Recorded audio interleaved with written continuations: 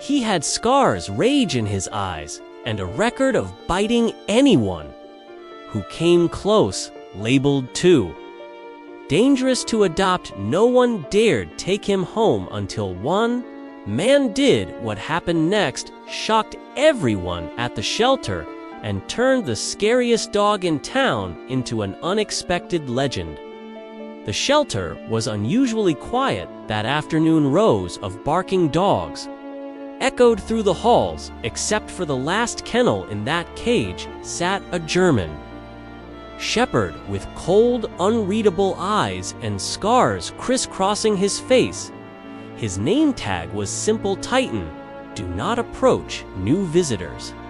Walked past quickly. Families looking for a pet didn't even slow down near him. He didn't bark, he didn't beg, he just watched like he'd seen everything and trusted nothing. Then came Noah. He wasn't looking for a playful puppy. He wasn't even sure what he was looking for. But when he locked eyes with Titan, something hit him hard. It wasn't connection, it was recognition. The pain in that stare wasn't just anger, it was survival. Stay away from that one. A volunteer warned, he's unpredictable. Noah stepped closer anyway. Titan growled low deep from his chest.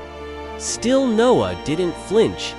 He just crouched down and whispered, I know what it's like to be written off. Titan didn't move, but for the first time in weeks, his ears flicked forward. And that was all Noah needed to see. The shelter supervisor met Noah with a furrowed brow and a thick folder. Titan's not like the others, she began. He's been returned 3 times. Bit 2 former owners attacked a handler, nearly broke through a steel gate. Once she opened the folder and slid it across the table. Inside were photos, ripped leashes, destroyed kennels, injury reports. Noah scanned them silently, unmoved. The supervisor leaned in. We've debated putting him down more than once, but something always held us back. He's not evil, she added after a pause. He's just been through hell. Noah looked up from the file, calm and still here. The woman blinked, surprised. Yes, but barely. He doesn't scare me, Noah said quietly. Pain does strange things to souls, human or not. The supervisor hesitated, then nodded. If anyone's crazy enough to try, it might be you, okay? Outside the office, Titan waited, silent and still. Noah didn't waver as he signed the adoption papers. The pen barely left the paper before the staff exchanged uneasy glances. You'll need a reinforced leash, one of them said, and a crate for emergencies. Titan was brought out wearing a thick muzzle, his body tense and movement slow, like every step was calculated. His eyes darted around, never resting in one place too long. Noah knelt down just once and whispered, "Let's go home."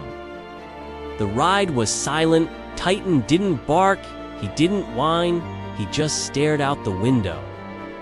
Like he was preparing for the next disappointment. At the door to his small house, Noah paused. He looked at Titan, then slowly removed the muzzle. The dog didn't bite, didn't growl, he just stood there waiting. Noah stepped aside and opened the door. "You're free to leave," he said softly, "but I hope you stay." Titan walked in. The first night was anything but peaceful. Titan paced the floor for hours, nails clicking against the wood like a ticking clock. Every sudden sound, a creaking step, a passing car made him jerk his head, lips twitching, ready to defend or destroy. Noah gave him space, no commands, no expectations. Around midnight, a lamp crashed to the floor. Titan had lunged at his own reflection in the glass. Shards flew. He growled, cornered himself. Eyes wild with panic, Noah stayed still, hands low, voice calm. "It's just you," he whispered. "It's okay now." A titan didn't come, but he didn't bite either. Later, Noah lay on the couch. Lights dimmed. Titan stood at the hallway's edge, watching, just watching for nearly an hour. Then, without a sound, he curled up by the doorway, not out of trust, not yet, but out of exhaustion and maybe curiosity. The next morning, Noah sifted through the adoption folder again, this time not to be warned, but to understand. Inside were vet notes, behavioral reports, and one faded photo. Titan as a puppy, ribs visible, chained to a rusted fence post. Noah stared at it for a long moment. One report described a man who trained Titan using pain shock collars, starvation, isolation. Another said Titan had once gone days locked in a basement with no light. The last owner had returned him after a single growl, too dangerous. The note read, "Unfixable." Noah closed the folder. His hands trembled slightly. Later that afternoon, he sat by the fireplace, folder still beside him. Titan lay across the room, eyes half closed. Noah didn't speak. He just looked at him, not with fear, but with something new, empathy. "You survived everything," he whispered. Titan didn't move, but his ears turned toward Noah's voice. "It happened during a thunderstorm. Lightning split the sky, and a deafening crack rolled through the house." Titan shot up from his spot, chest heaving, eyes wild, his body pressed into a corner, tail tucked, muscles coiled tight like a spring about to snap. Noah moved slowly, careful not to spook him.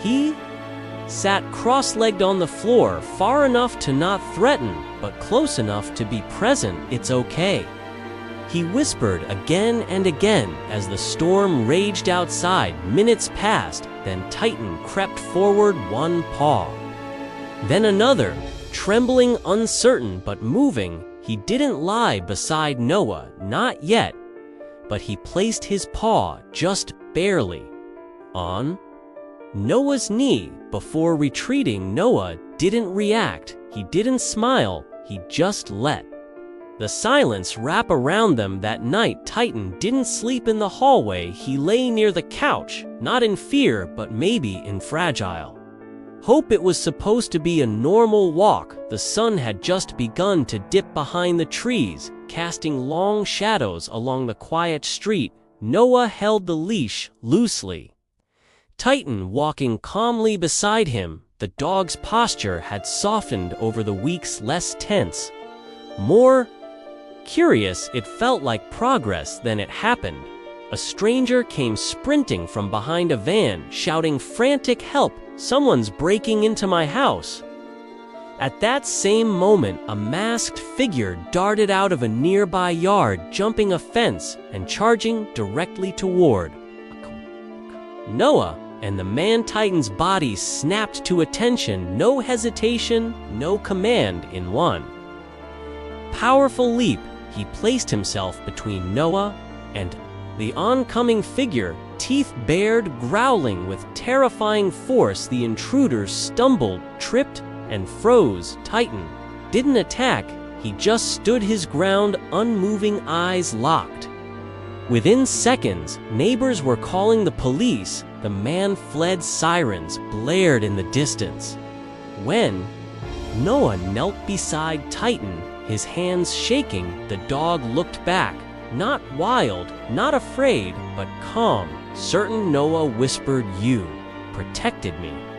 Titan licked his hand just once and sat beside him. That night, the street saw a monster become a guardian, and trust finally felt real. By morning, the neighborhood was buzzing. Word of Titan's actions had spread fast. The dangerous dog stopped. A break-in photos surfaced online. Titan standing tall, eyes alert.